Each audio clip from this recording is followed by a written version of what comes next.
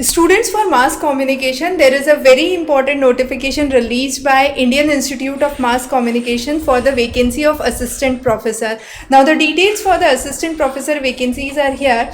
Now those students who have already applied back in September, the instructions have been released. The basic instruction says that the exam would be on 26th of April. Now it's just 25 days left for your examination. What would be a good idea? Now this is a written test, important to note, with negative marking also, and students who qualify with around 50% marks for general category would be eligible to appear for the interview. The final selection would be on the basis of interview, and that would be final and binding.